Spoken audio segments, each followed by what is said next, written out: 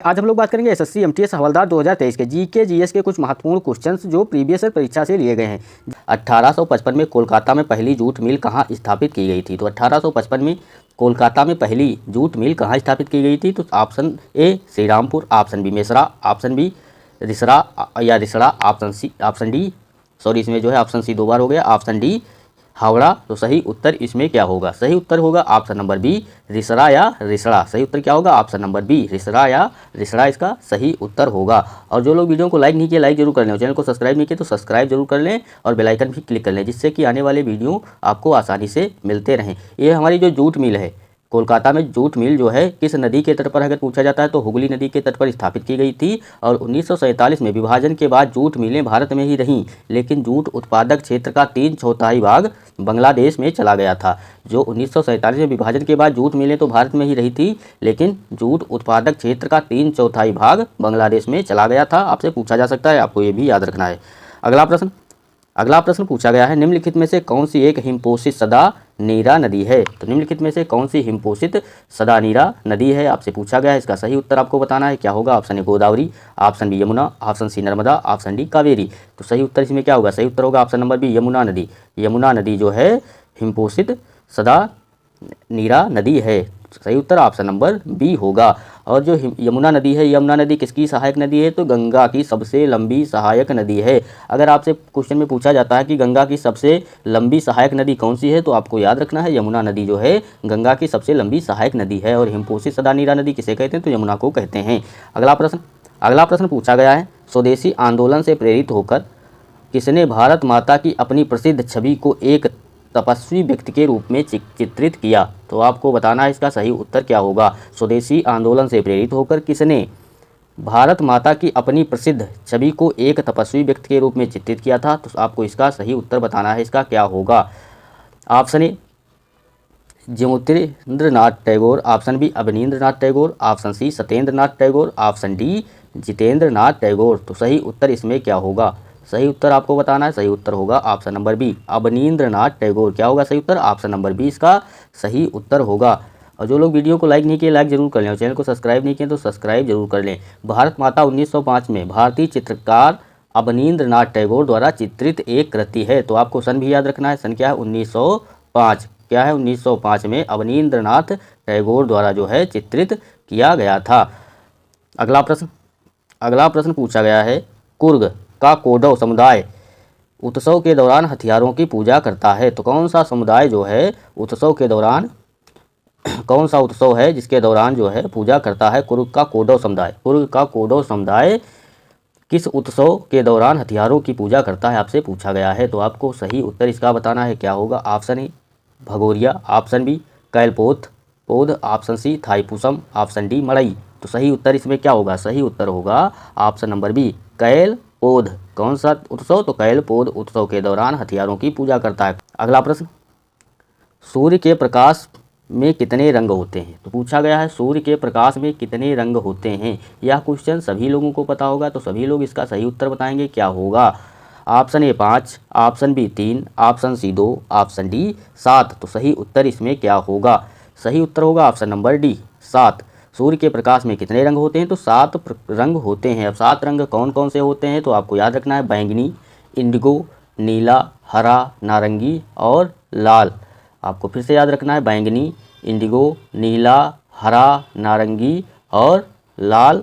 ये जो है 7 रंग होते हैं। 7 रंगों में विभाजित किया गया है, बैंगनी, इंडिगो, नीला, हरा, नारंगी और लाल। हम आमतौर पर इसे क्या कहते हैं? तो इसे विबग्योर कहते हैं। क्या कहते हैं? विबग्योर कहते हैं। ये इसका सूत्र होता है। विबग्योर से सभी जो है रंग याद हो जाते हैं। जब हम इन सभी रंगों को मिलाते हैं तो हमें केवल एक प्रकाश मिलता है, जो कि सफ़ेद प्रकाश है। जब हम इन सभी रंगों को साथ मिला देते हैं तो कौन सा हमें रंग मिलता है? तो सफ़ेद प्रकाश मिलता है। सूर्य का प्रकाश सूर्य द्वारा छोड़े गए विद्युत चुम्बकीय विकिरण का एक भाग है, विशेष रूप से अवरक्त, दृश्यमान और पराबैंगनी प्रकाश में। तो अगला प्रश्न, अंग्रेजी में निम्नलिखित में से किस रियासत पर नवाब के कुशासन के बहाने कब्जा कर लिया गया था? तो अंग्रेजों ने निम्नलिखित में से किस रियासत पर नवाब के कुशासन के बहाने पर कब्जा कर लिया था? तो आपको इसका सही उत्तर बताना है।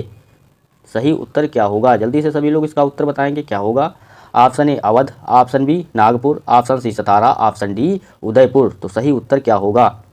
कुशासन का आरोप किस जो है रियासत पर लगाया गया था? सही उत्तर होगा ऑप्शन नंबर ए अवध। क्या होगा? अवध पर जो है कुशासन के बहाने कब्जा कर लिया गया था। किसके जो है? कुशासन के बहाने अवध पर कब्जा कर लिया गया था। अवध पर मौजूदा नवाब वाजिद अली शाह द्वारा कुशासन करने के बहाने अंग्रेजों द्वारा कब्जा कर लिया गया था। अवध 1857 के विद्रोह का क्या था? तो अवध जो है 1857 के विद्रोह का क्या था? तो केंद्र था। विद्रोह के कारण अवध में व्यापक मृत्यु और विनाश हुआ। तो विद्रोह के कारण अवध में व्यापक मृत्यु और विनाश हुई थी और 1857 में जो है विद्रोह का केंद्र कौन था पूछा जाए तो अवध था। अगला प्रश्न। और जो लोग वीडियो को लाइक नहीं किए लाइक कर लें और चैनल को सब्सक्राइब नहीं किए चैनल को सब्सक्राइब जरूर कर लें। यह वीडियो आपके लिए बहुत ही महत्वपूर्ण रहने वाला है। कामाख्या मंदिर कहाँ स्थित है? पूछा गया है कामाख्या मंदिर कहाँ स्थित है? Option A Agartala, option B Guwahati, option C Kohima, option D Imphal. तो सही उत्तर क्या होगा? सही उत्तर होगा option number B Guwahati. Kamakhya मंदिर कहाँ स्थित है? तो सही उत्तर होगा option number B Guwahati, Assam में। कहाँ स्थित है? तो गुवाहाटी असम में स्थित है। कामाख्या मंदिर असम के गुवाहाटी में नीलाचल पहाड़ियों पर स्थित एक हिंदू मंदिर है। यह मंदिर देवी कामाख्या को समर्पित है। यह तांत्रिक प्रथाओं के सबसे पुराने और सबसे प्रतिष्ठित केंद्रों में से एक है। यह मंदिर कालचक्र तंत्र मार्ग का केंद्र और अम्बुबाची मेले का स्थल है। यह एक वार्षिक त्यौहार जो देवी की मासिक धर्म का उत्सव मनाता है। तो जो है यह इसमें याद रखना है पॉइंट आपको, जो देवी के मासिक धर्म का उत्सव मनाता है। कामाख्या मंदिर कहाँ स्थित है? गुवाहाटी असम में। अगला प्रश्न। अगला प्रश्न पूछा गया निम्नलिखित में से कौन सी पुस्तक डॉक्टर राजेंद्र प्रसाद द्वारा लिखी गई थी? तो कौन सी पुस्तक इसमें जो है डॉक्टर राजेंद्र प्रसाद द्वारा लिखी गई थी? आपको याद रखना है। इसका सही उत्तर क्या होगा? Option A an autobiography to world freedom, option B glimpses of world history, option C the discovery of India, option C India divided. सही उत्तर क्या होगा? जल्दी से सभी लोग इसका उत्तर बताएंगे क्या होगा। और जो लोग वीडियो को लाइक नहीं किए तो लाइक कर लें और चैनल को सब्सक्राइब नहीं किए तो सब्सक्राइब जरूर कर लें, जिससे आने वाले वीडियो आपको आसानी से मिलते रहे। जल्दी से सभी लोग इसका उत्तर बताएंगे क्या होगा। जल्दी से सभी लोग इसका उत्तर बताइए क्या होगा। और जो लोग वीडियो को लाइक नहीं किए लाइक कर लें और चैनल को सब्सक्राइब नहीं किए तो सब्सक्राइब जरूर कर लीजिए। सही उत्तर इसमें होगा option number D, divided in India divided. सही उत्तर क्या होगा? Option number D. अगला प्रश्न। अगला प्रश्न दिया गया है निम्नलिखित में से कौन सा रोग दूषित जल के अंतर्ग्रहण से नहीं होता है? तो कौन सा रोग जो है दूषित जल के अंतर्ग्रहण से नहीं होता है? आपको बताना है इसका सही उत्तर क्या होगा। जल्दी से सभी लोग इसका उत्तर बताएंगे क्या होगा। Option A meningitis, option B typhoid, option C rabies, option D हैजा। तो सही उत्तर इसमें क्या होगा? जल्दी से सभी लोग इसका उत्तर बताइए क्या होगा। और यह वीडियो आपके लिए बहुत ही महत्वपूर्ण रहने वाला है। कई बार पेपर में ये सब क्वेश्चंस पूछे गए हैं, प्रीवियस ईयर परीक्षा से लिया गया है। कोई क्वेश्चन जो है इधर उधर से नहीं लिया गया है, सभी क्वेश्चन इंपॉर्टेंट रहने वाले हैं। तो सही उत्तर होगा option number C rabies. Rabies जो रोग है दूषित जल के अंतर्ग्रहण से नहीं होता है। क्या पूछा गया था? कौन सा रोग दूषित जल के अंतर्ग्रहण से नहीं होता है? सही उत्तर क्या होगा? ऑप्शन नंबर सी रेबीज इसका सही उत्तर होगा। अगला प्रश्न। अगला प्रश्न दिया गया है प्लासी के युद्ध के बाद बंगाल का नवाब बनाया गया था। तो प्लासी के युद्ध के बाद किसे बंगाल का नवाब बनाया गया था? आपसे पूछा गया है। इसका सही उत्तर क्या होगा? जल्दी से सभी लोग इसका सही उत्तर बताएंगे क्या होगा। Option A Sirajuddaula, option B Mir Jafar, option C Alivardi Khan, option D Mir Qasim. तो इसका सही उत्तर क्या होगा? जल्दी से सभी लोग बताइए इसका सही उत्तर क्या होगा। प्लासी के युद्ध के बाद कौन बंगाल का नवाब बनाया गया था? आपको बताना है जल्दी से इसका सही उत्तर क्या होगा। सही उत्तर होगा option number B Mir Jafar. Plassey के युद्ध के बाद बंगाल का नवाब किसे बनाया गया था? तो मीर जाफर को बंगाल का नवाब बनाया गया था। प्लासी का युद्ध पूछा जाए कब हुआ था? तो प्लासी का युद्ध हुआ था 1757 में। कब हुआ था? 1757 में प्लासी का युद्ध हुआ था। अगला प्रश्न। अगला प्रश्न पूछा गया है इक्तियोलॉजी किससे संबंधित है? इक्तियोलॉजी किससे संबंधित है? ऑप्शन दिया गया है सरीसृपों और उभचरों के अध्ययन, ऑप्शन बी मछलियों के अध्ययन, ऑप्शन सी पक्षियों के अध्ययन, ऑप्शन डी कीटों के अध्ययन। तो सही उत्तर इसका क्या होगा? जल्दी से सभी लोग इसका उत्तर बताएंगे क्या होगा। जल्दी से सभी लोग इसका उत्तर बताइए क्या होगा। सही उत्तर होगा ऑप्शन नंबर बी मछलियों के अध्ययन। क्या होगा सही उत्तर? ऑप्शन नंबर बी मछलियों के अध्ययन इसका सही उत्तर होगा। अगला प्रश्न। अगला प्रश्न दिया गया है मानव शरीर की सबसे छोटी हड्डी कौन सी है? तो मानव शरीर की सबसे छोटी हड्डी पूछा गया है कौन सी है? Option A stapes, option B phalanges, option C humerus, option D pelvis. तो सही उत्तर इसमें क्या होगा? सही उत्तर इस क्वेश्चन का आंसर तो सभी लोगों को ज़्यादातर पता होगा कि इसका सही उत्तर क्या होगा। सही उत्तर होगा ऑप्शन नंबर ए स्टेपीज। मानव शरीर की अगर सबसे छोटी हड्डी पूछा जाता है तो आपको बताना है सही उत्तर ऑप्शन नंबर ए स्टेपीज होगा। अगला प्रश्न। निम्नलिखित में से कौन सा अस्थिमज्जा द्वारा निर्मित एक प्रकार की रक्त कोशिका नहीं है? तो निम्नलिखित में से कौन सा अस्थिमज्जा द्वारा निर्मित एक प्रकार की रक्त कोशिका नहीं है? ऑप्शन ए अस्थिभंजक, ऑप्शन बी लाल रक्त कणिकाएं, option C platelet, option D श्वेत रक्त कणिकाएं। तो सही उत्तर इसमें क्या होगा? सही उत्तर होगा अस्थिभंजक जो है अस्थिमज्जा द्वारा निर्मित एक प्रकार की रक्त कोशिका नहीं है। बाकी सभी जो अस्थिमज्जा द्वारा निर्मित एक प्रकार की क्या हैं? रक्त कोशिकाएं हैं। जो अस्थिभंजक है ये जो है रक्त कोशिका नहीं है, जो है अस्थिमज्जा द्वारा निर्मित रक्त कोशिका नहीं है। ऑप्शन नंबर ए इसका सही उत्तर होगा। अगला प्रश्न दिया गया है, अस्थि सघनता और क्षमता के द्वारा ह्रास को क्या कहा जाता है? तो अस्थि सघनता और क्षमता के ह्रास को क्या कहा जाता है? आपसे पूछा गया। ऑप्शन ए अस्थि सुस्थिरता, ऑप्शन बी अतिकायता, ऑप्शन सी तंतु दुर्विकसन, ऑप्शन डी अस्थिभंग। तो सही उत्तर इसमें क्या होगा? सही उत्तर होगा ऑप्शन नंबर ए अस्थि सुस्थिरता। सही उत्तर क्या होगा? ऑप्शन नंबर ए अस्थि सुस्थिरता। अगला प्रश्न दिया गया है, कौन सा रोग होता है जब विटामिन डी की कमी के कारण बच्चे की बढ़ती हुई हड्डियां विकसित नहीं हो पाती? तो विटामिन डी की कमी के कारण इसमें कौन सा रोग होता है जो बच्चों की बढ़ती हुई हड्डियां विकसित नहीं हो पाती? आपको सभी को पता होगा। ऑप्शन ए रतौंधी, ऑप्शन बी घेंगा, ऑप्शन बी सूखा, ऑप्शन डी स्कर्वी। तो सही उत्तर इसमें क्या होगा? सही उत्तर होगा ऑप्शन नंबर बी सूखा रोग। सूखा रोग होता है जब विटामिन डी की कमी के कारण बच्चे की बढ़ती हुई हड्डियां विकसित नहीं हो पाती। तो इसका सही उत्तर आपको पता चल गया होगा। ऑप्शन नंबर 20 का सही उत्तर होगा। अगला प्रश्न दिया गया है, चेरो नृत्य किस राज्य का पारंपरिक नृत्य है? तो चेरो नृत्य आपसे पूछा गया है किस राज्य का पारंपरिक नृत्य है? ऑप्शन दिया गया है Assam, option B Mizoram, option C Sikkim, इसमें ऑप्शन सी बार बार जो है टाइप हो गया है। Option C Sikkim, option D Arunachal Pradesh. तो इसमें सही उत्तर क्या होगा? सही उत्तर होगा ऑप्शन नंबर बी मिजोरम। क्या होगा सही उत्तर? Option number B Mizoram. Cheraw नृत्य जो है मिजोरम राज्य का क्या है? पारंपरिक नृत्य है। अगला प्रश्न दिया गया है, लिट्टी चोखा निम्नलिखित में से किस राज्य का प्रसिद्ध व्यंजन है? पूछा गया है लिट्टी चोखा आप सभी लोगों ने खाया होगा, ज़्यादातर लोगों ने। तो लिट्टी चोखा जो है निम्नलिखित किस राज्य का प्रसिद्ध व्यंजन है? Option A Maharashtra, option B Bihar, option C Gujarat, option D Orissa. तो सही उत्तर क्या होगा? सही उत्तर होगा ऑप्शन नंबर बी बिहार इसका सही उत्तर होगा। तो सभी लोग जो है वीडियो को लाइक एंड चैनल को सब्सक्राइब जरूर कर लीजिए। अगला प्रश्न पूछा गया है, भारत के संविधान का कौन सा भाग नागरिकों के कर्तव्यों से संबंधित है? तो संविधान का कौन सा भाग नागरिकों के जो है कर्तव्यों से संबंधित है? तो आपसे पूछा गया है, आपको बताना है इसका सही उत्तर क्या होगा। ऑप्शन ए भाग 4A, ऑप्शन बी भाग 2, ऑप्शन सी भाग 10, ऑप्शन डी भाग 3। तो सही उत्तर इसमें क्या होगा? सही उत्तर होगा ऑप्शन नंबर ए भाग 4A जो है नागरिकों के कर्तव्यों से संबंधित है। अगला प्रश्न, भारत के राष्ट्रीय अभिलेखागार की स्थापना किस वर्ष की गई थी? यहाँ पर जो ऑप्शन बी है इधर आ गया 1830 और जो ये ऑप्शन डी है 1835। तो option A 1840, option B 1830, option C 1891, option D 1835। तो सही उत्तर इसमें क्या होगा? जो भारत के राष्ट्रीय अभिलेखागार की स्थापना किस वर्ष की गई थी? सही उत्तर होगा ऑप्शन नंबर सी 1891 में। क्या होगा सही उत्तर? ऑप्शन नंबर सी 1891 में जो है भारत के राष्ट्रीय अभिलेखागार की स्थापना की गई थी। अगला प्रश्न पूछा गया है, भारतीय संविधान का अनुच्छेद 32 किससे संबंधित है? तो भारत का संविधान का अनुच्छेद 32 किससे संबंधित है? ऑप्शन ए जीवन का अधिकार, ऑप्शन बी संपत्ति का अधिकार, ऑप्शन सी संवैधानिक उपचार का अधिकार, ऑप्शन डी वित्तीय आपातकाल। तो सही उत्तर इसमें क्या होगा? सही उत्तर होगा ऑप्शन नंबर सी संवैधानिक उपचार का अधिकार जो है अनुच्छेद 32 से संबंधित है। सही उत्तर क्या होगा? ऑप्शन नंबर सी इसका सही उत्तर होगा। आप सभी लोगों को वीडियो को लाइक एंड चैनल को सब्सक्राइब जरूर कर लेना है, जिससे आने वाले वीडियो आपको मिलते रहें। अगला प्रश्न पूछा गया है, 1751 में द सीज ऑफ आरकोट में कौन विजयी हुआ था? तो 1751 में द सीज ऑफ आरकोट में कौन विजयी हुआ था? ऑप्शन ए फ्रांसीसी, option C, option B Dutch, option C पुर्तगाली, ऑप्शन डी अंग्रेज। तो सही उत्तर क्या होगा? सही उत्तर होगा ऑप्शन नंबर डी अंग्रेज। अंग्रेज जो है 1751 ईस्वी में द सीज ऑफ आरकोट में विजयी हुए थे। अगला प्रश्न पूछा गया है, ब्रिटिश वायसराय लॉर्ड कर्जन द्वारा बंगाल का विभाजन किस वर्ष किया गया था? तो सभी को पता होगा इसका उत्तर, लॉर्ड कर्जन द्वारा बंगाल का विभाजन किस वर्ष किया गया था? तो ऑप्शन नंबर ए 1905 में। कब किया गया था? तो सही उत्तर ऑप्शन नंबर ए 1905 में लॉर्ड कर्जन द्वारा जो है बंगाल का विभाजन किया गया था।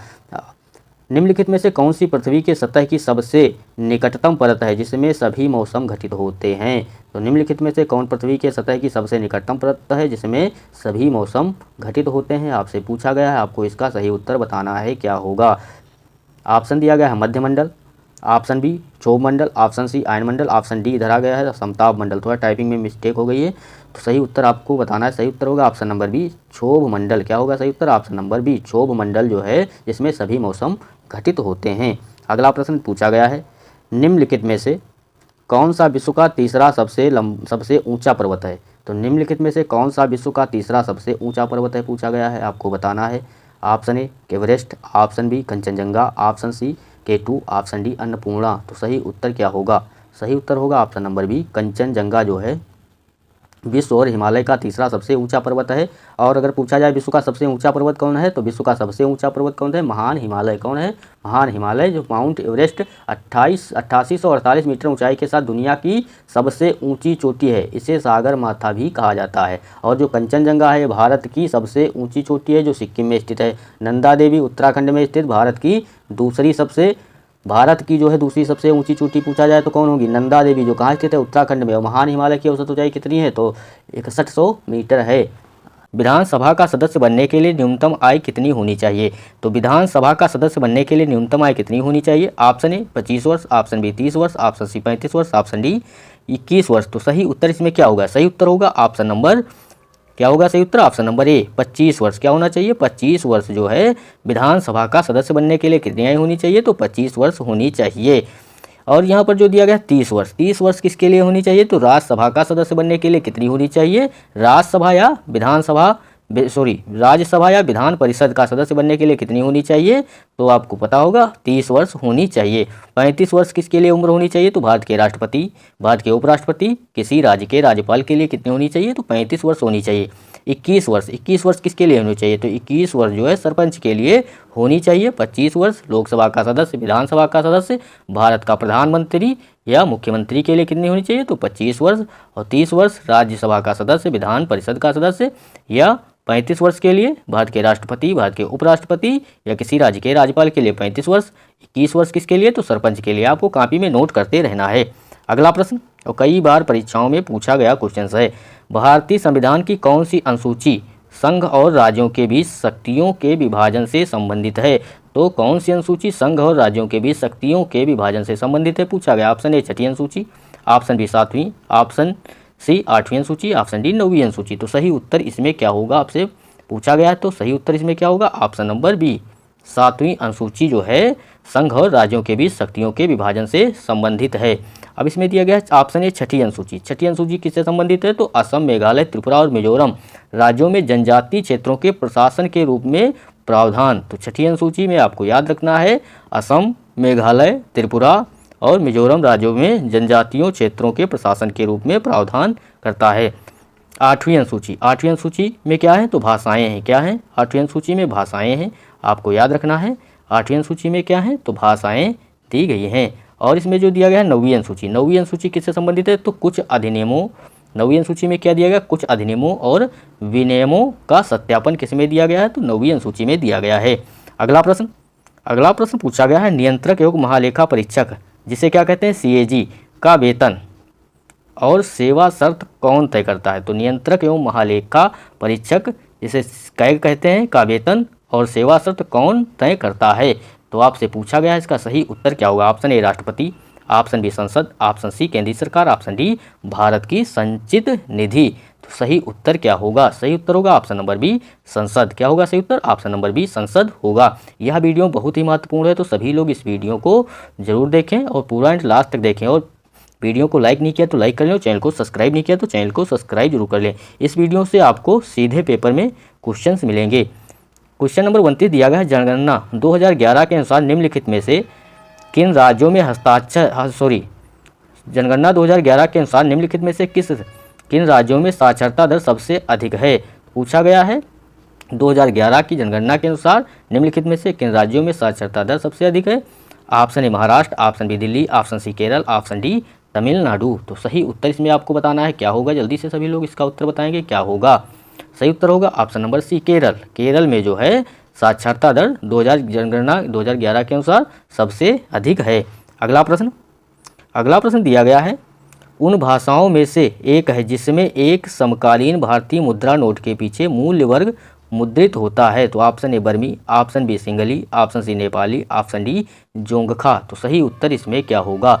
सही उत्तर होगा option number D Dzongkha. Dzongkha उन भाषाओं में से एक है जिसमें एक समकालीन भारतीय मुद्रा नोट के पीछे मूल्य वर्ग मुद्रित होता है। बहुत ही इंपॉर्टेंट क्वेश्चन है। अगला प्रश्न, आर्थिक योजना निम्न में से किस अर्थव्यवस्था की आवश्यक विशेषता है? तो आर्थिक योजना निम्न में से किस अर्थव्यवस्था की एक आवश्यक विशेषता है?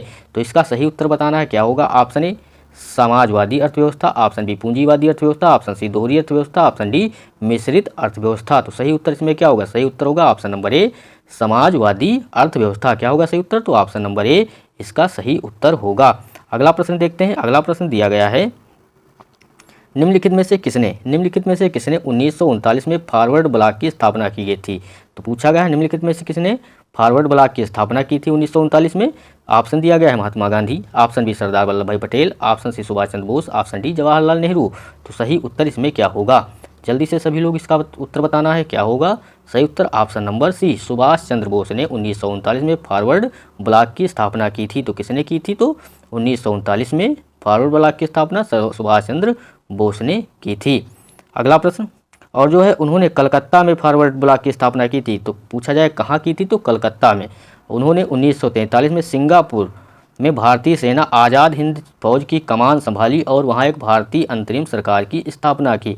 उन्होंने महात्मा गांधी को राष्ट्रपिता संबोधित किया। तो महात्मा गांधी को अगर पूछा है राष्ट्रपिता किसने कहा? तो सुभाष चंद्र बोस ने कहा था। और उन्होंने प्रसिद्ध नारे दिल्ली चलो और जय हिंद दिए थे। तो दिल्ली चलो और जय हिंद के नारे किसने दिए थे? तो सुभाष चंद्र बोस ने दिए थे। इनकी आत्मकथा कौन थी? आत्मकथा का नाम क्या था? तो द इंडियन स्ट्रगल। क्या नाम था? द इंडियन स्ट्रगल इनकी आत्मकथा का नाम था। उन्होंने हरिपुरा अधिवेशन 1938, हरिपुरा अधिवेशन कई बार पेपर में पूछा गया तो आपको याद रखना है। सुभाष चंद्र बोस ने उन्होंने हरिपुरा अधिवेशन 1938 और त्रिपुरी अधिवेशन 1939 में INC मतलब इंडियन नेशनल कांग्रेस के अध्यक्ष के रूप में चुना गया था, लेकिन गांधी जी के साथ मतभेदों के कारण उन्होंने त्रिपुरी से इस्तीफा दे दिया था। कई बार पेपर में पूछा गया है। अगला प्रश्न दिया गया है, वाटरलू का युद्ध। यहाँ पर पूछा गया वाटरलू का युद्ध कब लड़ा गया था? तो वाटरलू का युद्ध कब लड़ा गया था आपसे पूछा गया है। तो इसका सही उत्तर बताना है, क्या होगा? Option A 1835, option B 1815, option C 1850, option D 1840। तो सही उत्तर इसमें क्या होगा? सही उत्तर होगा ऑप्शन नंबर बी 1815 में। वाटरलू का युद्ध कब लड़ा गया था? तो 1815 में वाटरलू का युद्ध लड़ा गया था। 18 जून 1815 को बेल्जियम में हुई वाटरलू का युद्ध। तो डेट भी याद रखना है, 18 जून 1815 को कहाँ हुआ था? तो बेल्जियम में हुआ था वाटरलू का युद्ध। नेपोलियन बोनापार्ट की अंतरिम हार के रूप में चिन्हित किया गया था। अगला प्रश्न पूछा गया है, 1556 ईस्वी में पानीपत का द्वितीय युद्ध निम्नलिखित में से किनके बीच लड़ा गया था? तो पानीपत का युद्ध द्वितीय युद्ध किस किस के बीच में लड़ा गया था पूछा गया। ऑप्शन ए अकबर एवं राणा प्रताप, ऑप्शन बी अकबर एवं हेमू, ऑप्शन सी अकबर एवं राणा सांगा, ऑप्शन डी अकबर एवं दुर्गावती। तो सही उत्तर बताना है आपको, इसमें क्या होगा? सही उत्तर होगा ऑप्शन नंबर बी अकबर एवं हेमू के बीच 1556 ईस्वी में पानीपत का द्वितीय विश्व युद्ध लड़ा गया था। तो पानीपत का द्वितीय युद्ध कब लड़ा गया था? तो 1556 में। किसके बीच लड़ा गया था? तो अकबर एवं हेमू के बीच लड़ा गया था। अगला प्रश्न, दिल्ली सल्तनत के समय में सामाजिक पार्टियों और शराब पर किसने प्रतिबंध लगाया था? तो दिल्ली सल्तनत के समय में सामाजिक पार्टियों और शराब पर किसने प्रतिबंध लगाया था पूछा गया है। तो आपको इसका सही उत्तर बताना है, क्या होगा? Option A Alauddin Khilji, option B Jalaluddin Firoz Khilji, option C Shihabuddin Masud, option D Juna Mohammad Khilji. तो सही उत्तर इसमें क्या होगा? सही उत्तर होगा option number A Alauddin Khilji. सही उत्तर क्या होगा? ऑप्शन नंबर ए इसका सही उत्तर होगा। अगला प्रश्न पूछा गया, हार्नबिल त्यौहार। क्या दिया गया है? हार्नबिल त्यौहार मनाए जाने वाले महत्वपूर्ण त्योहारों में से एक है। तो किस प्रदेश में मनाया जाता है हार्नबिल त्यौहार, ये पूछा गया है। तो सही उत्तर बताना है आपको, क्या होगा? Option A Arunachal Pradesh, option B Nagaland, option C Mizoram, option D Meghalaya. तो सही उत्तर इसमें क्या होगा? सही उत्तर होगा ऑप्शन नंबर बी नागालैंड में हार्नबिल त्यौहार मनाया जाता है। हार्नबिल त्यौहार नागालैंड के सबसे महत्वपूर्ण त्योहारों में से एक है। यह हर साल 1 से 7 दिसंबर तक मनाया जाता है। तो आपको याद रखना है कब से कब तक? तो 1 से 7 दिसंबर तक मनाया जाता है। यह नागा सैन्य दल द्वारा मनाया जाता है। तो किसके द्वारा मनाया जाता है? तो नागा सैन्य दल द्वारा मनाया जाने वाला जो है त्यौहार है। अगला प्रश्न, और सभी लोग वीडियो को लाइक ज़रूर कर लें। जो लोग वीडियो को लाइक नहीं किए हैं तो लाइक कर लें, और चैनल को सब्सक्राइब नहीं किए हैं तो चैनल को सब्सक्राइब जरूर कर लीजिए। जो लोग चैनल को सब्सक्राइब नहीं किए हैं तो चैनल को सब्सक्राइब कर लीजिए, और जो वीडियो को लाइक नहीं किए हैं तो वीडियो को लाइक ज़रूर कर लीजिए। क्वेश्चन दिया गया है, जलवायु परिवर्तन प्रदर्शन सूचकांक 2023 में भारत का रैंक क्या है। तो जलवायु परिवर्तन प्रदर्शन सूचकांक 2023 में भारत की रैंक क्या है। तो सभी लोग इसका सही उत्तर बताएंगे क्या होगा। ऑप्शन दिया गया है 10वां, ऑप्शन बी 9वां, ऑप्शन सी 8वां, ऑप्शन डी 5वां। तो सही उत्तर क्या होगा, सही उत्तर होगा ऑप्शन नंबर सी 8वां। कितनी रैंक है जलवायु परिवर्तन प्रदर्शन सूचकांक में, तो 8वीं रैंक है, आपको याद रखना है। अगला प्रश्न, एफडीआई का पूर्ण रूप क्या है। तो इसमें पूछा गया है एफडीआई का पूर्ण रूप क्या है, आपको बताना है इसका सही उत्तर क्या होगा। जल्दी से सभी लोग इसका सही उत्तर बताएंगे क्या होगा। एफडीआई का पूर्ण रूप पूछा गया है, तो जल्दी से सभी लोग इसका उत्तर बताएंगे क्या होगा। ऑप्शन ए संघीय निवेश विभाग, ऑप्शन बी वन विकास सूचकांक, ऑप्शन सी संघीय जांच विभाग, ऑप्शन डी विदेश प्रत्यक्ष निवेश। तो सही उत्तर इसमें क्या होगा, सही उत्तर होगा ऑप्शन नंबर डी विदेशी प्रत्यक्ष निवेश। क्या होगा सही उत्तर, एफडीआई का पूर्ण रूप क्या होगा, तो ऑप्शन नंबर डी विदेशी प्रत्यक्ष निवेश इसका सही उत्तर होगा। अगला प्रश्न पूछा गया है, इनमें से किसकी स्थापना भारत में श्वेत क्रांति से संबंधित है। तो इनमें से किसकी स्थापना भारत के में श्वेत क्रांति से संबंधित है, आपसे पूछा गया है। तो सही उत्तर इसका क्या होगा।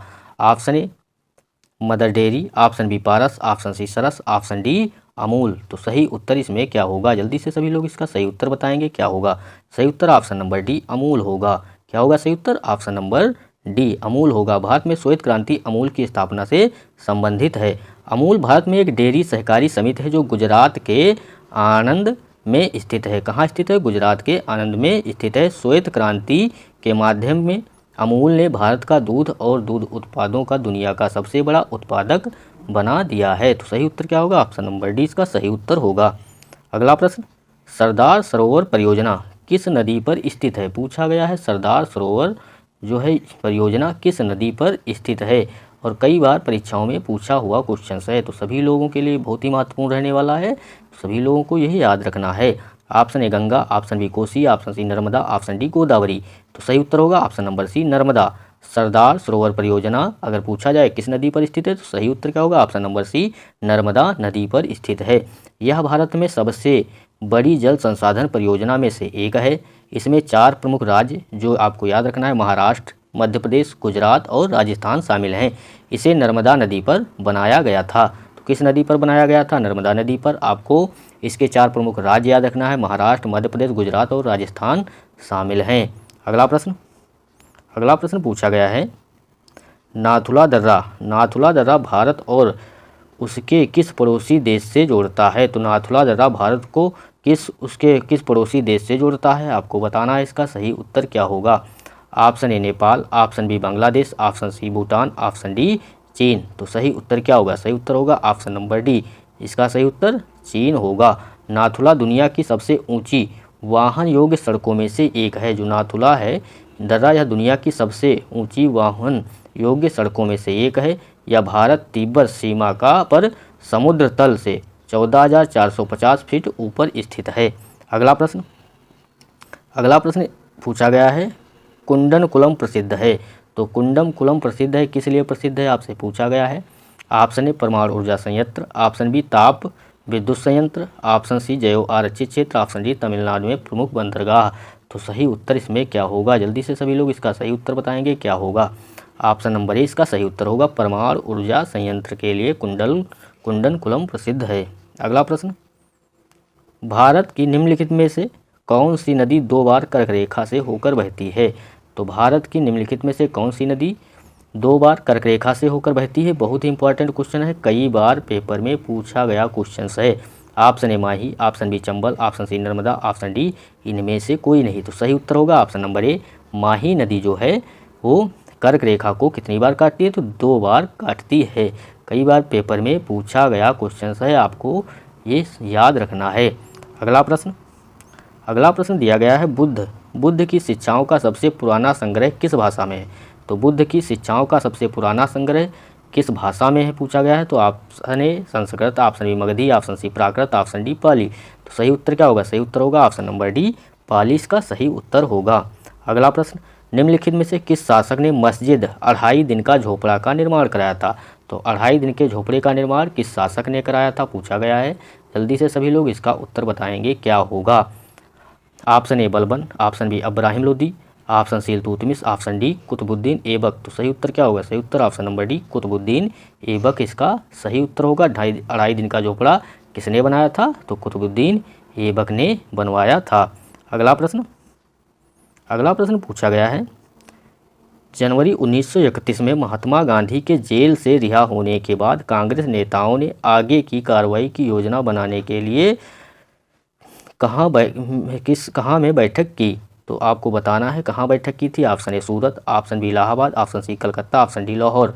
तो सही उत्तर क्या होगा? सही उत्तर ऑप्शन नंबर बी इलाहाबाद होगा। क्या होगा सही उत्तर? तो ऑप्शन नंबर 20 का सही उत्तर इलाहाबाद होगा। जनवरी 1931 में महात्मा गांधी के जेल से रिहाई होने के बाद कांग्रेस नेताओं ने आगे की कार्रवाई की योजना बनाने के लिए इलाहाबाद में बैठक की थी। तो सही उत्तर ऑप्शन नंबर ए इसका ऑप्शन नंबर 20 का सही उत्तर इलाहाबाद होगा। अगला प्रश्न पूछा गया है, 1926 में भगत सिंह निम्नलिखित में से किस संगठन के पहले सचिव थे? तो 1926 में भगत सिंह निम्नलिखित में से किस संगठन के पहले सचिव थे? तो आपको इसका उत्तर बताना है क्या होगा। जल्दी से सभी लोग इसका सही उत्तर बताएंगे क्या होगा। Option A Ghadar party, option A Punjab Hindu Sabha, option C Indian socialist democratic union, option D Naujawan Bharat सभा। तो सही उत्तर इसका क्या होगा? सही उत्तर होगा option number D Naujawan Bharat सभा। भगत सिंह ने 5/1926 में नौजवान भारत सभा की स्थापना की थी। इस संगठन का उद्देश्य क्या था? इस संगठन का उद्देश्य था किसानों और श्रमिकों को रैली करके ब्रिटिश शासन के खिलाफ क्रांति को प्रोत्साहित करना था। अगला प्रश्न पूछा गया है, निम्नलिखित में से कौन सी गुफा 29 बौद्ध गुफा मंदिरों की श्रृंखला है? तो निम्नलिखित में से कौन सी गुफा 29 बौद्ध गुफा मंदिरों की श्रृंखला है, आपसे पूछा गया है। तो आपको बताना है इसका सही उत्तर क्या होगा। जल्दी से सभी लोग इसका सही उत्तर बताएंगे क्या होगा। और जो लोग वीडियो को लाइक नहीं किए हैं तो लाइक कर लें, और चैनल को सब्सक्राइब नहीं किए हैं तो चैनल को सब्सक्राइब जरूर कर लीजिए, जिससे और बेल आइकन भी क्लिक कर लीजिए, जिससे आने वाली वीडियो आपको आसानी से मिलते रहें। ऑप्शन ए एलोरा की गुफाएं, ऑप्शन बी अजंता की गुफाएं, ऑप्शन सी बराबर की गुफाएं, ऑप्शन डी एलिफेंटा की गुफाएं। तो सही उत्तर क्या होगा? सही उत्तर ऑप्शन नंबर बी अजंता की गुफाएं। जो अजंता की गुफाएं 29 बौद्ध गुफा मंदिरों की श्रृंखला है। सही उत्तर ऑप्शन नंबर बी इसका सही उत्तर होगा अजंता की गुफाएं। भारत में डैश को आमतौर पर ज्वारीय वन के रूप में जाना जाता है।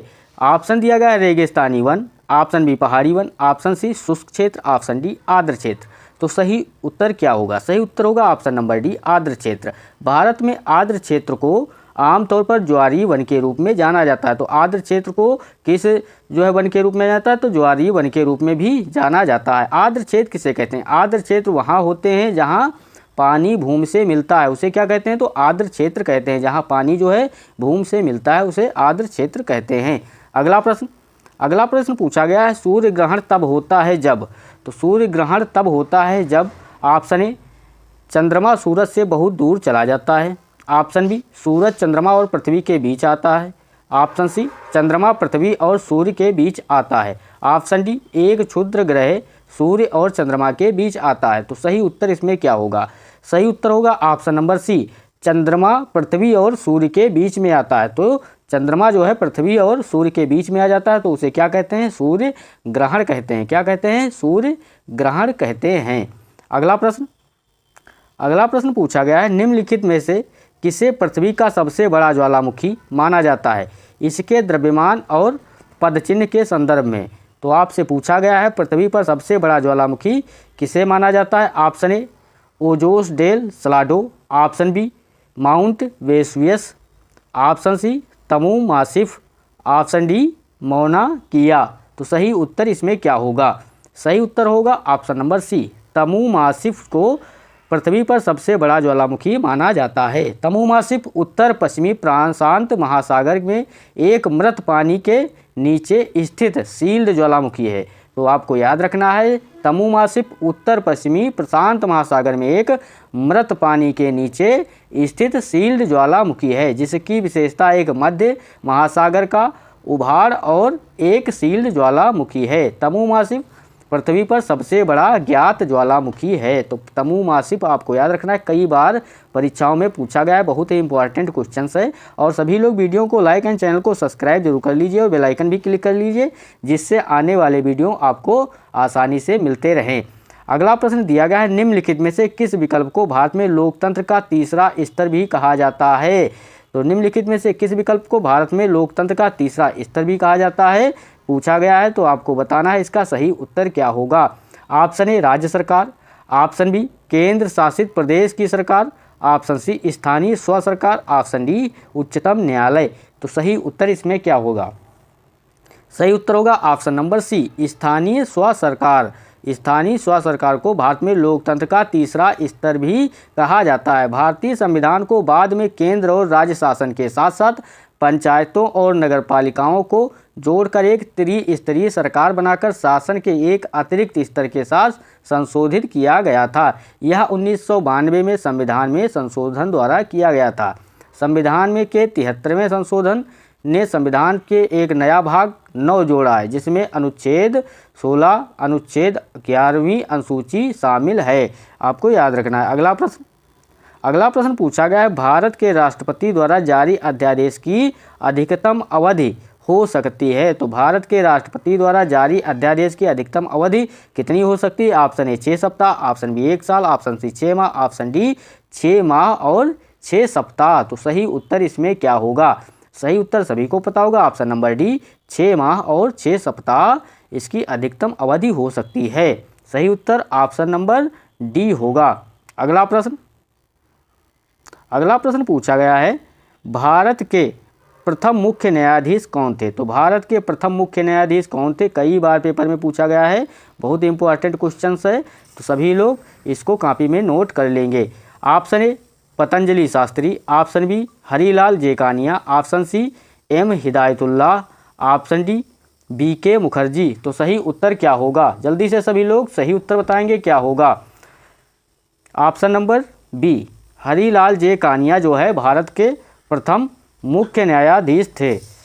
सही उत्तर क्या होगा, ऑप्शन नंबर बी इसका सही उत्तर होगा। वह भारत के मुख्य न्यायाधीश 14 अगस्त 1947 से लेकर, तो कब से कब तक इनका जो है न्यायाधीश रहे थे, तो 14 अगस्त 1947 से लेकर 26 जनवरी 1950 तक थे। तो 14 अगस्त 1947 से लेकर 26 जनवरी 1950 तक जो है मुख्य न्यायाधीश रहे थे। उन्होंने डॉक्टर राजेंद्र प्रसाद के सामने भारत के मुख्य न्यायाधीश की शपथ ली थी। तो किसके सामने शपथ ली थी, तो डॉक्टर राजेंद्र प्रसाद के सामने भारत के मुख्य न्यायाधीश की शपथ ली थी। उन्होंने भारतीय विधि रिपोर्टों के अभिनीत संपादक के रूप में भी कार्य किया था, आपको याद रखना है। और ये मंडोलथर पतंजलि शास्त्री भारत के क्या थे, तो पतंजलि शास्त्री भारत के दूसरे मुख्य न्यायाधीश थे। तो पतंजलि शास्त्री भारत के दूसरे मुख्य न्यायाधीश थे, आपको याद रखना है। अगला प्रश्न पूछा गया है, सविनय अवज्ञा आंदोलन कब शुरू किया गया था। तो सविनय अवज्ञा आंदोलन कब शुरू किया गया था, आपसे पूछा गया है। Option A 1942, option B 1914, option C 1928, option D 1930। तो सही उत्तर इसमें क्या होगा, जल्दी से सभी लोग इसका कमेंट बॉक्स में आंसर बताएंगे क्या होगा, और कई बार परीक्षाओं में पूछा गया है। सही उत्तर ऑप्शन नंबर डी 1930 होगा। सविनय अवज्ञा आंदोलन कब शुरू किया गया था, तो सही उत्तर ऑप्शन नंबर डी 1930। आपको डेट याद रखना है। सविनय अवज्ञा आंदोलन 12 मार्च 1930 को शुरू हुआ था और कब समाप्त हुआ था, तो 6 अप्रैल 1930 को समाप्त हुआ था। सविनय अवज्ञा आंदोलन महात्मा गांधी द्वारा शुरू किया गया था। यह एक महत्वपूर्ण आंदोलन था जिसे साइमन कमीशन के विरोध में शुरू किया गया था। सविनय अवज्ञा आंदोलन भारतीय लोगों की मांगों को स्वीकार करने के लिए ब्रिटिश सरकार पर दबाव बनाने हेतु असहयोग आंदोलन का एक रूप था। इसकी शुरुआत 12 मार्च 1930 को गांधी के प्रसिद्ध दांडी मार्च से हुई थी। गांधी के अपने 78 प्रतिनिधियों के साथ, पूछा जाता है कितने लोग इसमें शामिल हुए थे, तो आपको बताना है गांधी ने अपने 78 प्रतिनिधियों के साथ अहमदाबाद के साबरमती आश्रम से आंदोलन शुरू किया था। तो आपको याद रखना है, सही उत्तर ऑप्शन नंबर डी होगा 1930। अगला प्रश्न, निम्नलिखित में से कौन कैबिनेट मिशन का सदस्य नहीं है? तो कैबिनेट मिशन का सदस्य निम्नलिखित में से कौन नहीं है? Option A Lord Patrick Lawrence, option C sir Stafford Cripps, option C AV Alexander, option D Mountbatten. तो सही उत्तर इसमें क्या होगा? सही उत्तर सभी को पता होगा, ऑप्शन नंबर डी इसका सही उत्तर होगा। लॉर्ड माउंटबेटन जो है कैबिनेट मिशन के सदस्य नहीं हैं। कैबिनेट जो कैबिनेट मिशन आया था तो कब आया था? तो कैबिनेट मिशन जो है 1946 को आया था। कब आया था? 1946। भारत में यह मिशन ब्रिटिश सरकार द्वारा मार्च 1946 में ब्रिटिश राज से भारतीय नेतृत्व का सत्ता हस्तांतरण की योजनाओं पर चर्चा करने के लिए शुरू किया गया था। मिशन के सदस्य कौन थे? तो लॉर्ड पैट्रिक लॉरेंस भारत के राज्य सचिव थे। तो लॉर्ड पैट्रिक लॉरेंस क्या थे? भारत के सचिव थे। सर स्टेफोर्ड क्रिप्स क्या थे? तो व्यापार बोर्ड के अध्यक्ष थे। एबी अलेक्जेंडर क्या थे? तो एडमिनिस्ट्री के पहले भगवान थे। अगला प्रश्न दिया गया है, निम्नलिखित में से किसे हास्य गैस के रूप में भी जाना जाता है? तो हास्य गैस के रूप में भी जाना जाता है। इसका सही उत्तर क्या होगा? जल्दी से सभी लोग इसका सही उत्तर बताएंगे क्या होगा। Option A nitrogen dioxide, option B nitrogen trioxide, option C nitrogen tetroxide, option D nitrous oxide. तो सभी को पता होगा हास्य गैस के रूप में किसे जाना जाता है। बहुत ही महत्वपूर्ण क्वेश्चन है, कई बार परीक्षाओं में पूछा जा चुका है। तो सही उत्तर इसमें क्या होगा? सही उत्तर होगा option number D nitrous oxide. क्या होगा सही उत्तर? तो ऑप्शन नंबर डी इसका सही उत्तर होगा। इसे आमतौर पर हास्य गैस या नाइट्रस के रूप में जाना जाता है। यह एक रासायनिक यौगिक है नाइट्रोजन का एक ऑक्साइड जिसका सूत्र क्या होता है? N2O है। यह एक प्राकृतिक रूप में पाई जाने वाली गैस है जो रंगहीन और अज्वलनशील होती है। यह आमतौर पर बेहोश करने की क्रिया और दर्द से राहत के लिए उपयोग किया जाता है, लेकिन इसका उपयोग लोग नशे या उच्च महसूस करने के लिए भी करते हैं। आपको याद रखना सही उत्तर ऑप्शन डी होगा। अगला प्रश्न पूछा गया है, निम्नलिखित में से भारत के किस केंद्र शासित प्रदेश में साक्षरता दर सबसे अधिक है? तो निम्नलिखित में से भारत के किस केंद्र शासित प्रदेश में इसमें पूछा गया है कि साक्षरता दर सबसे अधिक है? तो आपको बताना है इसमें option A Lakshadweep, option B Daman और Diu, option C Chandigarh, option D Andaman और निकोबार द्वीप समूह। तो सही उत्तर इसमें क्या होगा? सही उत्तर होगा ऑप्शन नंबर ए लक्षद्वीप। क्या होगा सही उत्तर? ऑप्शन नंबर ए इसका सही उत्तर होगा। अगला प्रश्न दिया गया है और सभी लोग जो लोग वीडियो को लाइक नहीं किए हैं तो लाइक कर लें, चैनल को सब्सक्राइब नहीं किए तो चैनल को सब्सक्राइब जरूर कर लीजिए। पश्चिमी घाट की सबसे ऊंची चोटी है, पूछा गया है पश्चिमी घाट की सबसे ऊंची चोटी कौन सी? Option A Anamudi, option B Mahendragiri, option C Doddabetta, option D अगस्थाई मलाई। तो अगस्था मलाई। तो सही उत्तर इसमें क्या होगा? सही उत्तर होगा ऑप्शन नंबर ए अनाईमुडी जो है पश्चिमी घाट की सबसे ऊंची चोटी है। और ये डोडा बेटा जो है यह नीलगिरी पहाड़ियों की सबसे ऊंची चोटी है। तो आपको याद रखना है जो डोडा बेटा है यह नीलगिरी पहाड़ियों की सबसे ऊंची चोटी है और महेंद्रगिरी जो है तो पूर्वी घाट की सबसे ऊंची चोटी है। आपको ये भी कॉपी में नोट कर लेना है। अगला प्रश्न पूछा गया, गौतम बुद्ध का जन्म कहाँ हुआ था? तो गौतम बुद्ध का जन्म कहाँ हुआ था आपसे पूछा गया है। Option A Kundagram, option B Kapilvastu के पास लुम्बिनी में, option C Kashi, option D Samastipur. तो सही उत्तर इसका क्या होगा? जल्दी से सभी लोग इसका उत्तर कमेंट बॉक्स में बताइए। इसका सही उत्तर क्या होगा? जल्दी से सभी लोग इसका सही उत्तर बताएंगे क्या होगा? सही उत्तर होगा ऑप्शन नंबर बी। क्या होगा सही उत्तर? तो ऑप्शन नंबर बी इसका सही उत्तर होगा। कपिलवस्तु के पास लुम्बिनी में जो है गौतम बुद्ध का जन्म हुआ था। कहाँ हुआ था? कपिलवस्तु के पास लुम्बिनी में। राजकुमार सिद्धार्थ या गौतम बुद्ध इनका जो है इनको किस नाम से जानते हैं? तो गौतम बुद्ध के नाम से जानते हैं। उनके जो है बचपन का नाम क्या था? तो सिद्धार्थ था। अगर पूछा जाए बचपन का नाम तो सिद्धार्थ था। यह शाक के राजा शुद्धोधन के पुत्र थे। तो इनके पिता का क्या नाम था? तो शुद्धोधन था पुत्र थे। और इनका जन्म कपिलवस्तु के समीप नेपाल के रूपंदी जिले के लुम्बिनी नामक स्थान में हुआ था। तो कहाँ हुआ था? लुम्बिनी नामक स्थान में हुआ था। सत्य और ज्ञान की खोज से पूर्व उन्होंने अपने जीवन के पहले 29 साल जो है शाक की राजधानी में बिताए। सही उत्तर ऑप्शन नंबर बी होगा। अगला प्रश्न, मध्यकालीन यात्री मार्को पोलो का संबंध कहाँ से था? Option A Zurich, option A Paris, option C Istanbul, option D Venice. तो सही उत्तर इसमें क्या होगा? जल्दी से सभी लोग इसका सही उत्तर बताएंगे क्या होगा? जो लोग वीडियो को लाइक नहीं किए तो लाइक जरूर कर लें, चैनल को सब्सक्राइब नहीं किए तो चैनल को सब्सक्राइब जरूर कर लेंगे। इसका सही उत्तर आपको बताना है। इसका सही उत्तर क्या होगा? Option number D, Venice. जो है मध्यकालीन यात्री मार्को पोलो का संबंध कहाँ से था? तो वेनिस से था। सही उत्तर ऑप्शन नंबर डी इसका सही उत्तर होगा, वेनिस। अगला प्रश्न दिया गया है, संयुक्त राष्ट्र समर्थित विशेषज्ञों के पैनल के अनुसार पृथ्वी की ओजोन परत के किस वर्ष तक 1980 के स्तर तक पहुंचने की उम्मीद है? तो आपको बताना है इसका सही उत्तर क्या होगा। जल्दी से सभी लोग इसका सही उत्तर बताएंगे, क्या होगा? Option A 2030, option B 2035, option C 2040, option D 2045। तो सही उत्तर होगा ऑप्शन नंबर सी 2040 इसका सही उत्तर होगा। क्या होगा सही उत्तर? तो ऑप्शन नंबर सी इसका सही उत्तर होगा 2040। अगला प्रश्न पूछा गया है, सुकन्या समृद्धि योजना में खाता खोलने के लिए पात्र लड़की की अधिकतम आयु क्या है? तो सुकन्या समृद्धि योजना में खाता खोलने के लिए पात्र लड़की की अधिकतम आयु क्या है? तो सही उत्तर इसमें क्या होगा? जल्दी से सभी लोग इसका सही उत्तर बताएंगे। सही उत्तर होगा ऑप्शन नंबर डी 10 वर्ष। क्या होगा सही उत्तर? ऑप्शन नंबर डी 10 वर्ष होगा। यह योजना कब शुरू की गई थी? तो आपको याद रखना है सन 2015 में सुकन्या समृद्धि योजना शुरू की गई थी। इस समय प्रधानमंत्री कौन थे? तो इसे प्रधानमंत्री नरेंद्र मोदी ने लॉन्च किया था। सुकन्या समृद्धि योजना में खाता खोलने के लिए पात्र लड़की की अधिकतम आयु 10 वर्ष है और खाता खोलने के लिए आवश्यक प्रारंभिक जमा कितने रुपये? 250 रुपये। इस योजना के तहत अधिकतम जमा सीमा कितनी होनी चाहिए? तो 1,50,000 रुपये है। एक परिवार के केवल 2 बालिकाओं को सुकन्या समृद्धि योजना का लाभ मिलेगा। तो सही उत्तर ऑप्शन नंबर डी होगा। अगला प्रश्न पूछा गया है, संविधान के किस अनुच्छेद में भारत के नियंत्रक और महालेखा परीक्षक के कर्तव्यों का वर्णन है? तो संविधान के किस अनुच्छेद में भारत के नियंत्रक और महालेखा परीक्षक के कर्तव्यों का वर्णन है?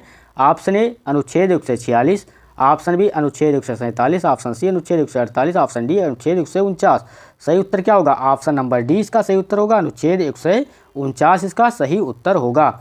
अगला प्रश्न, अंतर्राष्ट्रीय मुद्रा कोष IMF का मुख्यालय कहाँ स्थित है? Option A Geneva, option B London, option C Paris, option D Washington DC। तो सही उत्तर इसका क्या होगा?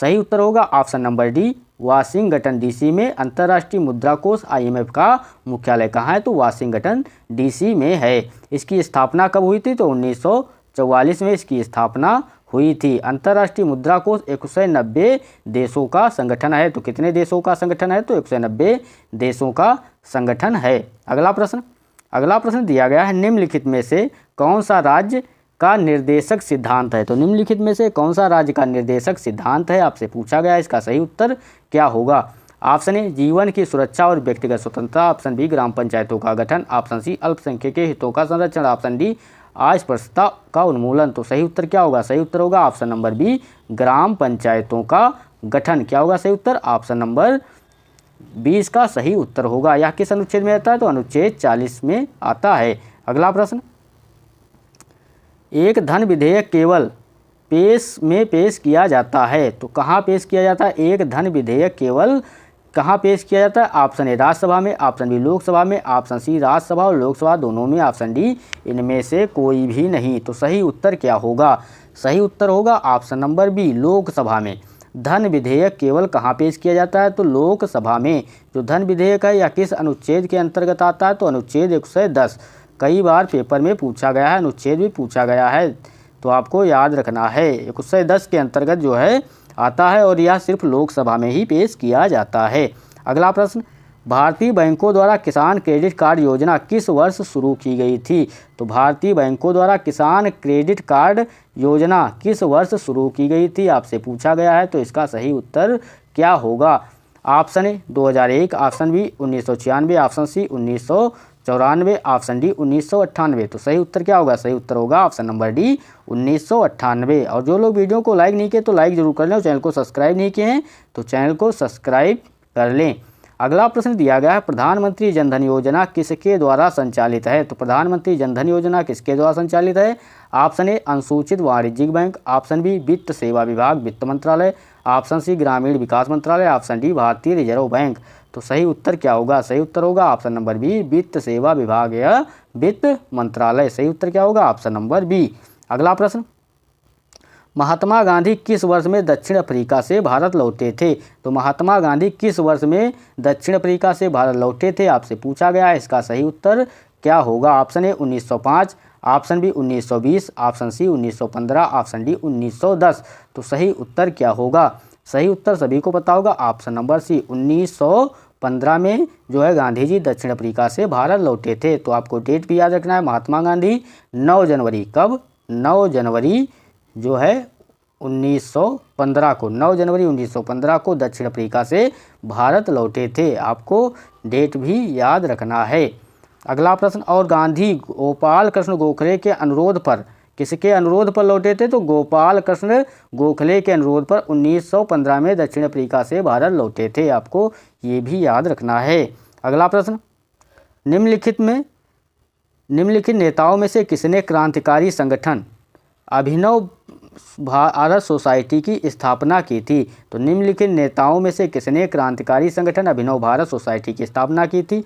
Option A Bhagat Singh, option B Vinayak Damodar Savarkar, option C Varindra Kumar Ghosh, option D Pulin Bihari. तो सही उत्तर इसमें क्या होगा? जल्दी से सभी लोग इसका सही उत्तर बताएंगे क्या होगा। और जो लोग वीडियो को लाइक नहीं किए हैं तो लाइक जरूर कर लें, और चैनल को सब्सक्राइब नहीं किए हैं तो सब्सक्राइब जरूर कर लें। सही उत्तर होगा option number B Vinayak Damodar Savarkar ने अभिनव भारत सोसाइटी की स्थापना की थी। आपको याद रखना है। अगला प्रश्न, और ये सन यह भी याद रखना है आपको 1904 में कब इसकी स्थापना की थी? तो 1904 में इसका 1904 में इसका नाम बदला गया था। 1904 में इसका नाम बदलकर अभिनव भारत सोसाइटी कर दिया गया था। इसका पहले नाम क्या था? तो मित्र मेला गुप्त समाज।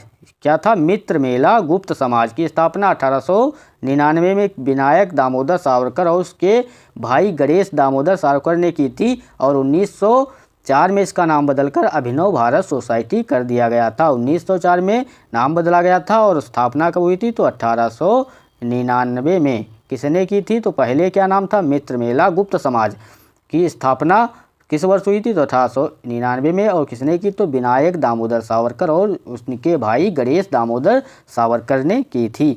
आपको याद रखना है। अगला प्रश्न पूछा गया है, जैन परंपरा के अनुसार वर्धमान महावीर तीर्थकर थे। तो आपको बताना है ऑप्शन ए 25वें, ऑप्शन बी 24वें, ऑप्शन सी 23वें, ऑप्शन डी 26वें। तो सही उत्तर इसमें क्या होगा? जल्दी से सभी लोग इसका उत्तर बताएंगे। सही उत्तर क्या होगा? जो लोग वीडियो को लाइक नहीं किए हैं तो लाइक जरूर कर लें, और चैनल को सब्सक्राइब नहीं किए हैं तो चैनल को सब्सक्राइब जरूर कर लें। तो सही उत्तर आपको पता होगा ऑप्शन नंबर बी 24वें तीर्थकर थे। वर्धमान महावीर जो कौन थे? तो 24वें और अंतिम तीर्थकार थे। इनका जन्म कहाँ हुआ था? तो वर्धमान महावीर का जन्म जो है वैशाली के पास कुंड ग्राम में क्षत्रिय माता पिता सिद्धार्थ और त्रिशला के यहाँ हुआ था। बिंबसार वर्धमान महावीर के समकालीन थे। तो बिंबसार जो है वर्धमान महावीर के समकालीन थे। 30 वर्ष की आयु में वे एक तपस्वी बन गए और 12 वर्ष तक भ्रमण किया।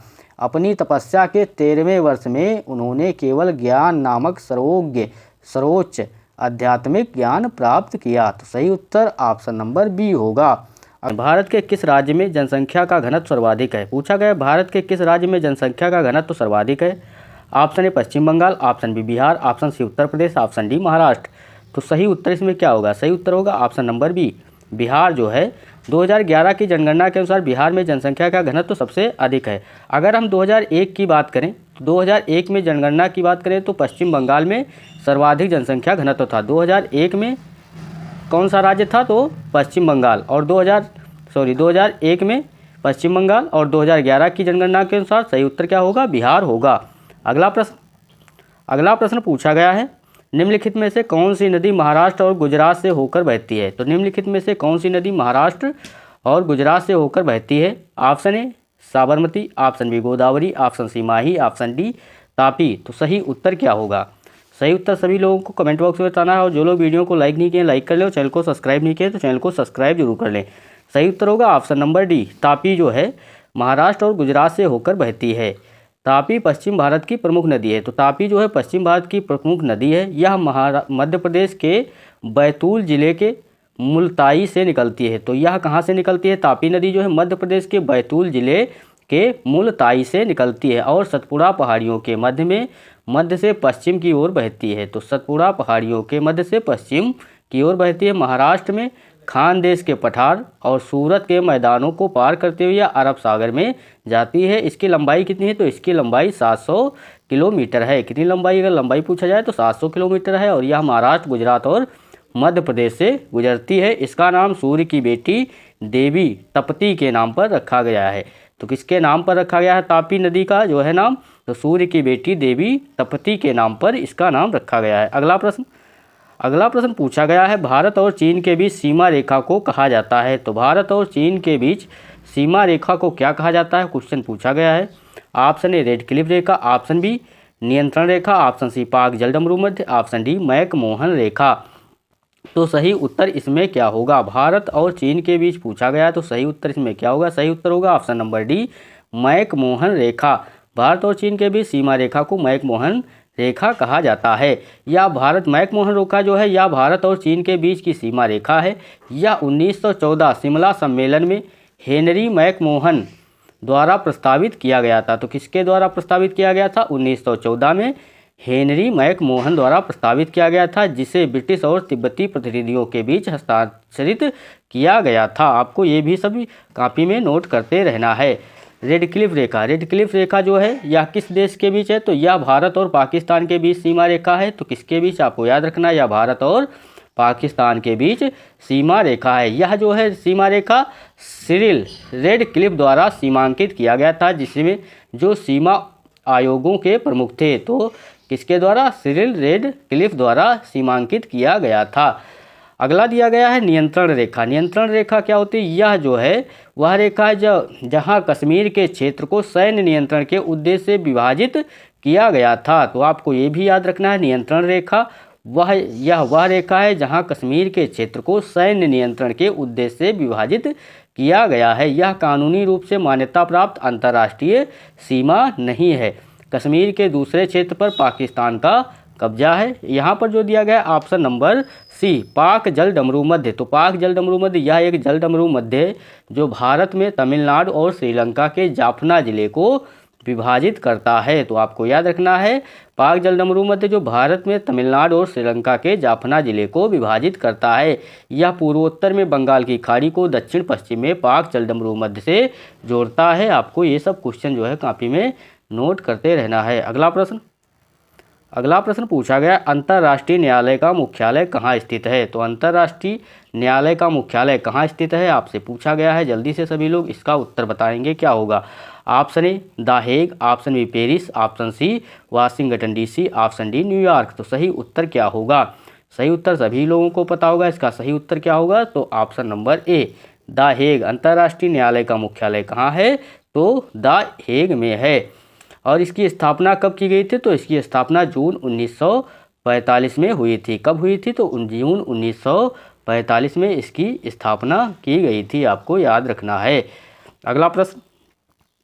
अगला प्रश्न पूछा गया है, भारत के संविधान का कौन सा अनुच्छेद राष्ट्रीय आपातकाल से संबंधित है? तो भारत के संविधान का कौन सा अनुच्छेद राष्ट्रीय आपातकाल से संबंधित है? ऑप्शन ए अनुच्छेद 352, ऑप्शन बी अनुच्छेद 356, ऑप्शन सी अनुच्छेद 360, ऑप्शन डी अनुच्छेद 110। तो सही उत्तर इसमें क्या होगा?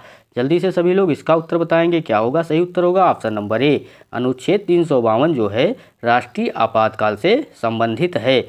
यह राष्ट्रपति इस बात से संतुष्ट है कि शुद्ध बाहरी आक्रमण या सशस्त्र विद्रोह के कारण संकट मौजूद है तो यह पूरे देश या इसके किसी हिस्से में राष्ट्रीय आपातकाल की घोषणा कर सकता है। राष्ट्रीय आपातकाल पहली बार कब लगाया गया? तो पहली बार 1962 में उत्तर पूर्व सीमांत एजेंसी पर चीन आक्रमण के दौरान घोषित किया गया था। दूसरी बार कब लगाया गया था? दूसरी बार 1971 में भारत और पाकिस्तान युद्ध के दौरान घोषित किया गया था। तीसरी बार आंतरिक गड़बड़ी के कारण 1975 में घोषित किया गया था। भारत में अब तक 3 बार राष्ट्रीय आपातकाल घोषित किया जा चुका है। तो कितनी बार राष्ट्रीय आपातकाल लग चुका है? तो भारत में अब तक 3 बार राष्ट्रीय आपातकाल घोषित किया जा सका है। आपको सन याद रखना है, 1962 में, 1971 में और 1975 में। ये सन आपको याद रखना है। अगला प्रश्न, किस वर्ष में मौलिक कर्तव्यों को हमारे संविधान में शामिल किया गया था? तो किस वर्ष में हमारे मौलिक कर्तव्यों को हमारे संविधान में शामिल किया गया था? Option A 1977, option B 1978, option C 1989, option D 1976। तो सही उत्तर इसमें क्या होगा? सही उत्तर होगा ऑप्शन नंबर डी 1976 में वर्ष में मौलिक कर्तव्यों को हमारे संविधान में शामिल किया गया था। संविधान में 42वें संशोधन द्वारा 1976 में अधिनियमित किया गया था। लोगों के बुनियादी कर्तव्यों को भारतीय निवासियों के गणना की गई थी। संविधान के भाग 4A में पाया गया कि अनुच्छेद 51A मूल कर्तव्यों से संबंधित है। तो मूल कर्तव्यों से कौन संबंधित है? तो भाग 4A और अनुच्छेद 51A मूल कर्तव्यों से संबंधित है। मौलिक कर्तव्य कहाँ से लिए गए हैं अगर पूछा जाए तो मौलिक कर्तव्य जो है रूस के संविधान से लिए गए हैं। कहाँ से लिए गए हैं? तो रूस के संविधान से लिए गए हैं। अगला प्रश्न, भारत के संविधान की प्रस्तावना में समानता, स्वतंत्रता और बंधुत्व, भारत के संविधान की प्रस्तावना में समानता, स्वतंत्रता और बंधुत्व शब्द संविधान से लिए गए हैं। तो आपसे पूछा गया है, जल्दी से सभी लोग इसका उत्तर बताएंगे क्या होगा। जो समानता, स्वतंत्रता और बंधुत्व शब्द कहाँ से लिए गए हैं? Option A Canada, option B France, option C Spain, option D Australia. तो सही उत्तर क्या होगा? सही उत्तर होगा ऑप्शन नंबर बी, फ्रांस से लिए गए हैं। कहाँ से लिए गए हैं? तो आपको याद रखना है, समानता, स्वतंत्रता और बंधुत्व संविधान से लिए गए हैं। कहाँ से लिए गए हैं? तो फ्रांस से लिए गए हैं। अगला प्रश्न, निम्नलिखित में से किस कांग्रेस अधिवेशन में पूर्ण स्वराज की मांग की गई थी? तो पूछा गया है, निम्नलिखित में से किस कांग्रेस अधिवेशन में पूर्ण स्वराज की मांग की गई थी? आपसे पूछा गया है, जल्दी से सभी लोग इसका उत्तर बताएंगे क्या होगा। ऑप्शन ए कांग्रेस का लाहौर अधिवेशन, ऑप्शन बी कांग्रेस का सूरत अधिवेशन, ऑप्शन सी कांग्रेस का कलकत्ता अधिवेशन, ऑप्शन डी कांग्रेस का नागपुर अधिवेशन। तो सही उत्तर इसमें क्या होगा? जल्दी से सभी लोग इसका सही उत्तर बताएंगे क्या होगा। सही उत्तर होगा ऑप्शन नंबर ए, कांग्रेस का लाहौर अधिवेशन इसका सही उत्तर होगा। क्या होगा सही उत्तर? ऑप्शन नंबर ए, कांग्रेस का लाहौर अधिवेशन में पूर्ण स्वराज की मांग की गई थी। भारतीय राष्ट्रीय कांग्रेस ने 19 दिसंबर 1929 को ऐतिहासिक पूर्ण स्वराज पारित किया गया।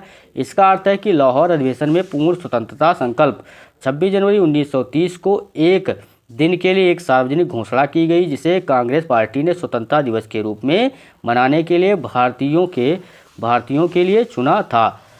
स्वतंत्रता के रूप में मनाने के लिए भारतीयों के लिए चुना था। हमारे भारत के पहले प्रधानमंत्री पंडित जवाहरलाल नेहरू ने कांग्रेस के लाहौर अधिवेशन की अध्यक्षता की थी। अगला प्रश्न पूछा गया है, रखे गए वार्षिक सत्र में महात्मा गांधी को भारतीय राष्ट्रीय कांग्रेस का अध्यक्ष चुना गया था। तो ऑप्शन दिया गया है Ahmedabad, option B Poona, option C Belgaum, option D Kanpur. तो सही उत्तर इसमें क्या होगा? किस अधिवेशन में महात्मा गांधी को भारतीय राष्ट्रीय कांग्रेस का अध्यक्ष चुना गया था? पूछा गया option A Ahmedabad, option A Poona, option C Belgaum, option D Kanpur. तो सही उत्तर क्या होगा? सही उत्तर होगा ऑप्शन नंबर सी, बेलगांव अधिवेशन में महात्मा गांधी को भारतीय राष्ट्रीय कांग्रेस का अध्यक्ष चुना गया था। अगर सन पूछा जाए तो बेलगांव अधिवेशन कब हुआ था? 1924 जो है ईस्वी में क्या हुआ था? बेलगांव अधिवेशन हुआ था, जिसके अध्यक्ष कौन बने थे? तो महात्मा गांधी इसके अध्यक्ष बने थे। कांग्रेस के वार्षिक सत्र 2 अहमदाबाद में 1902 और 1921 में 2 बार रखे गए थे, जहां सुरेंद्र नाथ बनर्जी और CR दास को क्रमशः अध्यक्ष चुना गया था। तो अहमदाबाद में 2 बार हुआ था, कब? 1902 और 1921 में। पूना में कब हुआ था? तो पूना में आपको याद रखना 1895 में रखा गया था, जिसके अध्यक्ष कौन थे? सुरेंद्र नाथ बनर्जी इसके अध्यक्ष बनाए गए थे। कानपुर में जो है कब हुआ था? तो कानपुर में 1925 में हुआ था। कब हुआ था? 1925 में रखा गया था, और जिसमें सरोजिनी नायडू को इसका नया अध्यक्ष चुना गया था। आपको ये सब याद रखना है।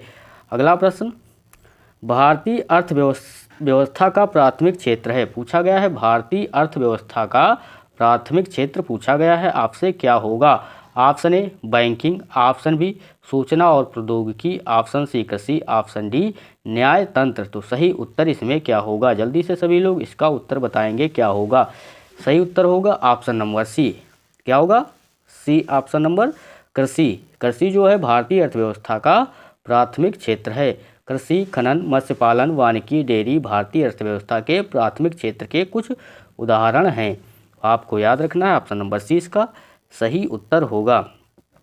अगला प्रश्न पूछा गया है ब्लीचिंग पाउडर में होता है, क्या होता है? ब्लीचिंग पाउडर में होता है option A nitrogen, option B iodine, option C chlorine, option D bromine. तो सही उत्तर इसमें आपसे पूछा गया है, क्या होगा? जल्दी से सभी लोग इसका सही उत्तर बताएंगे क्या होगा। और जो लोग वीडियो को लाइक नहीं किए हैं तो लाइक कर लें और चैनल को सब्सक्राइब नहीं किए हैं तो चैनल को सब्सक्राइब जरूर। सही उत्तर होगा ऑप्शन नंबर सी क्लोरीन। क्या होगा सही उत्तर? ऑप्शन नंबर सी इसका सही उत्तर होगा। अगला प्रश्न पूछा गया है मिराज मृग तृष्णा निम्न में से किसका एक उदाहरण है? तो मिराज मृग तृष्णा निम्न में से किसका एक उदाहरण है? ऑप्शन ए प्रकाश का परावर्तन, ऑप्शन बी प्रकाश का अपवर्तन, ऑप्शन सी प्रकाश का पूर्ण आंतरिक परावर्तन, ऑप्शन डी प्रकाश का प्रकीर्णन। तो सही उत्तर इसमें क्या होगा? सही उत्तर होगा ऑप्शन नंबर सी प्रकाश का पूर्ण आंतरिक परावर्तन इसका सही उत्तर होगा। और जो लोग वीडियो को लाइक नहीं किए हैं तो लाइक कर लें और चैनल को सब्सक्राइब नहीं किए हैं तो चैनल को सब्सक्राइब जरूर कर लें और नोटिफिकेशन भी ऑन कर लें जिससे कि आने वाले वीडियो आपको आसानी से मिलते रहें। क्वेश्चन पूछा गया है चहलगानी रईसों की शक्ति को किसने तोड़ा? Option A Ghiyasuddin Balban, option B Iltutmish, option C Alauddin Khilji, option D Muhammad bin Tughlaq. तो सही उत्तर इसमें क्या होगा? सही उत्तर होगा option number A Ghiyasuddin Balban. चहलगानी रईसों की शक्ति को किसने तोड़ा था? तो ऑप्शन नंबर ए इसका सही उत्तर होगा। क्या होगा सही उत्तर? तो option number A Ghiyasuddin Balban इसका सही उत्तर होगा। वह दिल्ली के मामलुक वंश का 9वां सुल्तान था। तो गयासुद्दीन बलबन जो था दिल्ली के मामलुक वंश का 9वां सुल्तान था। तुर्कान ए चहलगानी 40 तुर्की और गैर तुर्क रईसों की परिषद थी जिसे 40 के दल के नाम से भी जाना जाता था। आपको याद रखना है जो दिल्ली सल्तनत के सुल्तान के अधीन दिल्ली सल्तनत का संचालन करती थी। अगला प्रश्न पूछा गया है निम्नलिखित में से किस गुप्त शासक को कविराज की उपाधि मिली थी? तो निम्नलिखित में से किस गुप्त शासक को कविराज की उपाधि मिली? Option A Srigupta, option B Chandragupta, option C Samudragupta, option D Kumaragupta. तो सही उत्तर इसमें क्या होगा? सभी को पता होगा ऑप्शन नंबर सी समुद्रगुप्त इसका सही उत्तर होगा। कविराज की उपाधि किस जो है गुप्त शासक को मिली थी? तो समुद्रगुप्त को मिली थी। समुद्रगुप्त ने कविराज कवियों के राजा की उपाधि धारण की। वह एक विशेषज्ञ वीणा वादक थे। तो समुद्रगुप्त जो थे वो वीणा वादक थे। गुप्त राजा समुद्रगुप्त को बांसुरी और कविताओं से प्यार था। उन्होंने न केवल खुद कई कविताएं लिखी बल्कि कवियों को संरक्षण भी दिया। इनके कारण इन्हें कविराज कहा गया। अगला प्रश्न पूछा गया है मुद्रित सिक्के आमतौर पर किससे बने होते थे? तो मुद्रित सिक्के जो है आमतौर पर किससे बने होते थे आपसे पूछा गया है। इसका सही उत्तर क्या होगा? जल्दी से सभी लोग इसका सही उत्तर बताएंगे। ऑप्शन ए चांदी, ऑप्शन बी सोना, option C tin, option D हाथी दांत। सही उत्तर इसमें क्या होगा? जल्दी से सभी लोग इसका सही उत्तर बताएंगे। सही उत्तर होगा ऑप्शन नंबर ए हाथी दांत। क्या होगा सही उत्तर? तो ऑप्शन नंबर ए इसका सही उत्तर होगा। अगला प्रश्न पूछा गया है 12 जनवरी 2023 को स्वामी विवेकानंद की कौन सी जयंती मनाई गई? ऑप्शन ए 150वीं, ऑप्शन बी 160वीं, ऑप्शन सी 170वीं, ऑप्शन डी 180वीं। तो सही उत्तर क्या होगा? स्वामी विवेकानंद की कौन सी जयंती मनाई गई 12 जनवरी 2023 को? तो सही उत्तर होगा ऑप्शन नंबर बी 160वीं जयंती जो है 12 जनवरी 2023 को स्वामी विवेकानंद की जयंती मनाई गई है। अगला प्रश्न पूछा गया है निम्नलिखित में से किस वर्ष में ऑपरेशन फ्लड शुरू किया गया था? तो आपसे पूछा गया है किस वर्ष में ऑपरेशन फ्लड शुरू किया गया है। जल्दी से सभी लोग इसका सही उत्तर बताएंगे क्या होगा। Option A 1970, option B 1860, option C 1990, option D 2000। तो सही उत्तर इसमें क्या होगा? जल्दी से सभी लोग इसका सही उत्तर बताएंगे कमेंट बॉक्स में क्या होगा। और जो लोग वीडियो को लाइक नहीं किए हैं तो लाइक कर लें और चैनल को सब्सक्राइब नहीं किए हैं तो चैनल को सब्सक्राइब जरूर कर लें। सही उत्तर होगा ऑप्शन नंबर ए 1970 में। ऑपरेशन फ्लड कब शुरू किया गया था? तो सही उत्तर क्या होगा? ऑप्शन नंबर ए 1970 में शुरू किया गया था।